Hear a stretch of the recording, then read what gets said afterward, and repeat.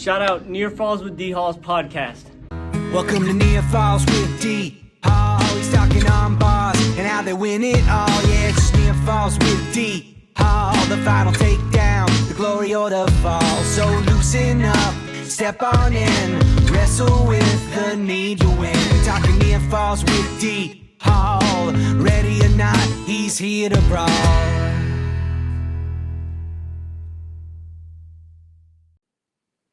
All right, joining me now on the call, head coach of the Hampton Talbots, Mr. Nick Endress. How are you, sir? Doing good. How you doing, Donnie? Doing real good indeed, man. It's that time of year, starting to get a little cold outside. I'm sure that you have some open mats that we're going to discuss here in a minute. But first things first, man, how was the off season? You guys had a great year last year, rolling into this year. Just talk to me about the downtime. Yeah, it's good. We had guys in the wrestling room throughout the whole summer. June and July, we'd do a whole program, getting the kids in there before getting the school year kicked off, getting them time and space away. And speaking of open mats, man, we're just itching to get in there because both our middle school and our high school facility, we've been waiting to get new mats in. It's been a whole process this fall. And our wrestling room at the middle school just got finished up with the whole curing process and the cleaning process, if you're familiar with that kind of stuff. And we're waiting for our high school room to get finished up later this week. So we are just, biting at the bit to get in there. It can't come soon enough, right at the right time with the season ahead. So we can't wait to get back in there full time. So what in that vein, what does the off-season program look like for you guys? Have you guys been able to get in the room before they've made the the changeover to the new mats in the new rooms? No, not a whole lot. So where have have they been going to clubs? Where have they been getting some action at? Yeah, there's a good handful that go to clubs in the area, which I don't have to really speak too much on that to highlight how great of the club scene we have here in Pittsburgh. I can name any club I could name would be great. So I don't want to just throw a few out there. They're all great to go to. But I know we really want to get our guys in the room with us. That's something we try to do a lot over the summer. We get guys in there on the mats wrestling a few days a week and getting them in the weight room consistently throughout the summer. Now we're ready to really get in it full time heading into the season all together. Talk to me about your schedule, man. How have you laid your schedule out this year? Obviously, you guys do the Hampton Dog Duels at the beginning of the year, which is one of the premier duel tournaments in the early part of the season. But how do you get these guys prepared for the end of the season? Yeah, I love the way our schedule's laid out. We're doing more duel meets than we have in years past. We're starting our first competition with our duel meet the very first Wednesday of the season, hosting Upper St. Clair, Coach Tar bringing up his crew. That will be December 3rd, and then we'll go right into the Chartiers Houston tournament that Friday, Saturday. They run a great tournament, a lot of local teams, some just outside the area. So I think that's just a great test before we get into, like you mentioned, our dog duels. Our dog duels are always tough, and we have more tough teams coming in. Altoona is one of the teams coming in from out of town. They've been coming in for the past few years, and man, they have a really tough squad. We of course have tough squads from around the area. I think of like TJ and Greater Latrobe, just to name a few that are coming in. And then my alma mater, I'm not from there, as you know, I'm a Freedom boy, but I did graduate from Titusville, and they were a very tough duel team last year. They were 14-1, and they're coming in for the dog duels this year. So I'm really looking forward to hosting them, having them join us for that Saturday. And then we have our section matches. We have a few non-section matches with Highlands and Avonworth. We go to Allegheny Counties, we go to Bellwood, and then we wrap up our last tournament of the regular season going to Fred Bell up in Grove City. That's one of my favorites to go to. A lot of great competition of teams that we don't typically see. And that kind of entails, majority throughout our majority of our competition for the regular season there. Yeah, no doubt. And like I said, I love the Hampton Dog Duels, and it's always interesting for you guys to bring new teams in. And I find it to be one of the premier events of that, what I call it, Duel Saturday, because it seems like everyone has duel tournaments that day. Okay, moving on. Give me someone that WPIAL fans may not know about now, but by the end of the year, they're going to know this person's name. When you say it like that, I think of, a sophomore now, and in junior high, he was making small strides, just putting maybe a handful of wins together. And last year as a freshman, he got 18 wins, competing really well. And it's Ben Lom, who I think of. He puts in a lot of work, a lot of extra time in the off season, and just in our room, going to club practices, going away to camps. He's a kid that just kind of lives and breathes the wrestling life. And it paid off for him big time in his first year in varsity competition last year.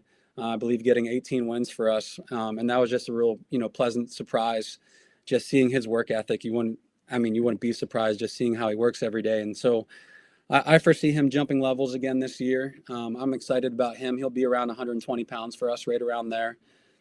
He's one for sure I think about with that. And there's for sure other guys that are capable of jumping levels. So I'm looking forward to seeing all these guys, grow Absolutely. and do well. Give me someone that's maybe a leader in your room. Who's going to be, a guy that you're leaning on?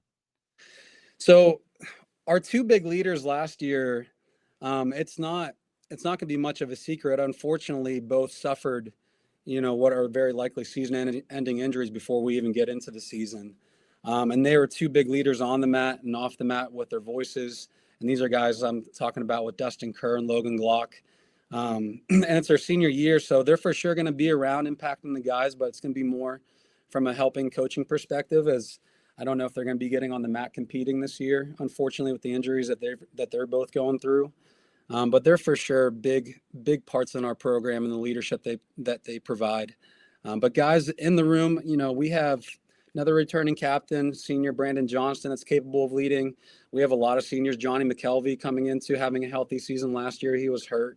And he was a two-time WPIAL qualifier his freshman and sophomore year. Didn't get a chance to compete a lot last year. Matt Knoll's a quiet leader in our room, just does all the right things on and off the mat. Aiden Shim is another guy that's just real positive with how he carries himself. He's a very faith-based driven kid, and it just shows, how he handles relationships with his teammates and, people outside of the wrestling space. He's just, somebody I'm really glad that's a part of our program. So there's kids leading all around our room, just in different ways and different leadership styles. Mm-hmm. It's great to see and help them grow as kids, as their coaching staff.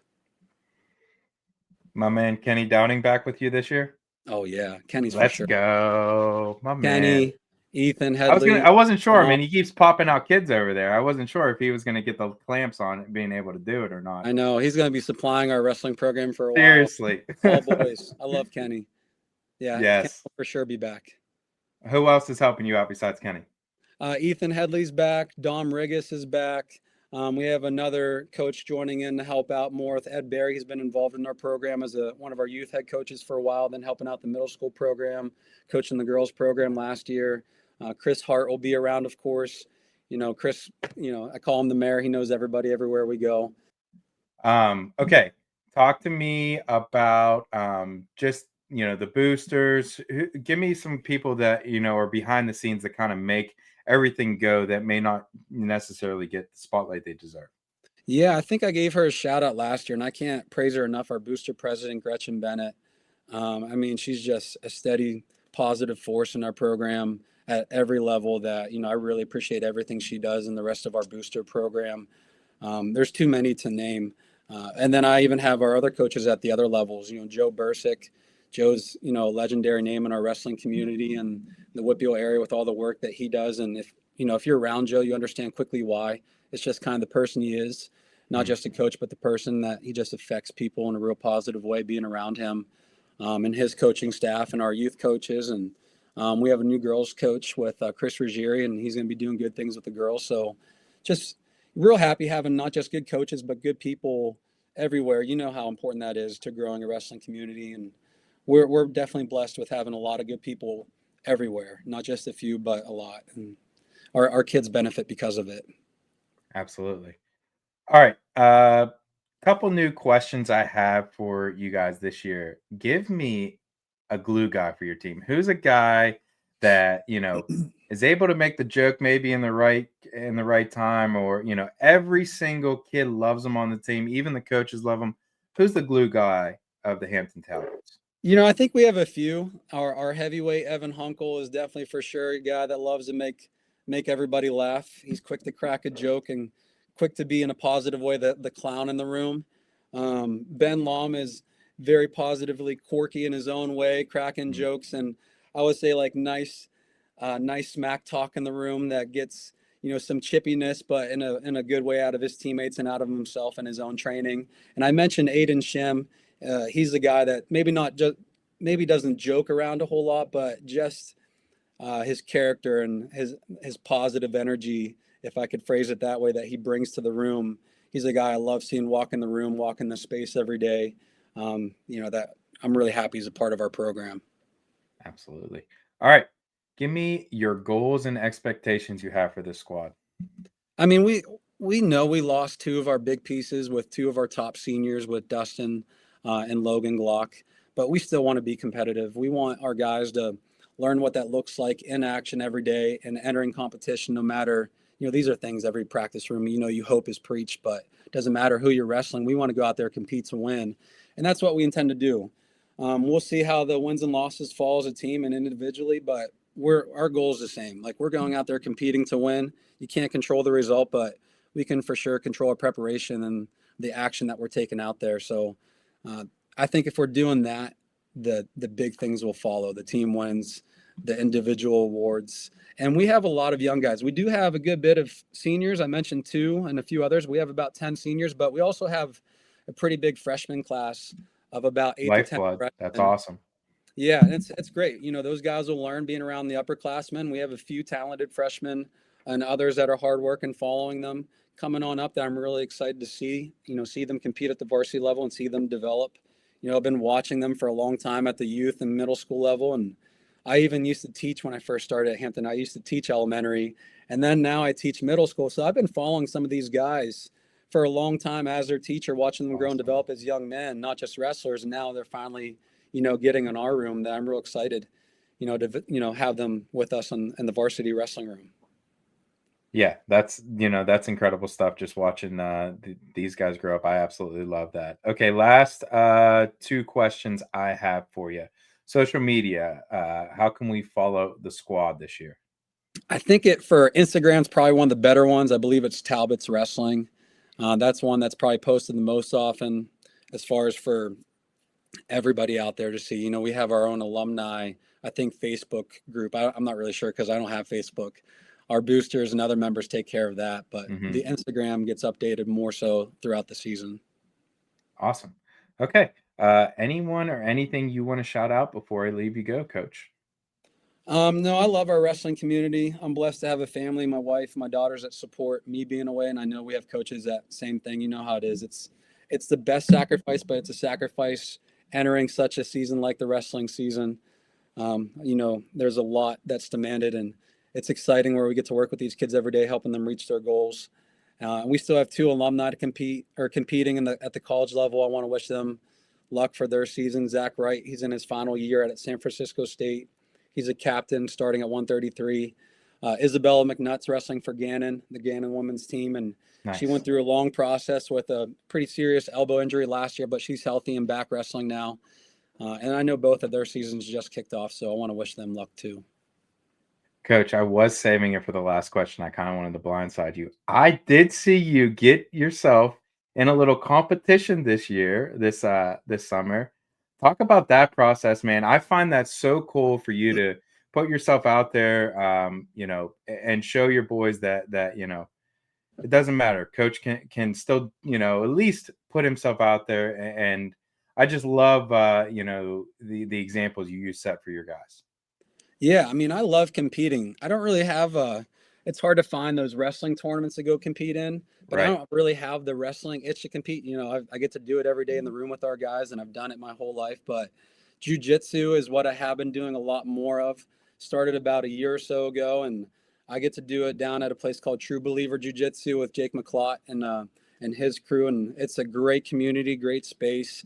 It's very gritty, just like you can imagine any kind of grappling space is. And I was getting that competition bug, that itch to challenge myself. And I think it's Hunter Homestead and his crew at 24/7 Fighting Championships, where they put out something to apply to compete in for a super grappling fight, I think they call it, just, kind of like a jiu-jitsu match. And I got a chance to do that back in September.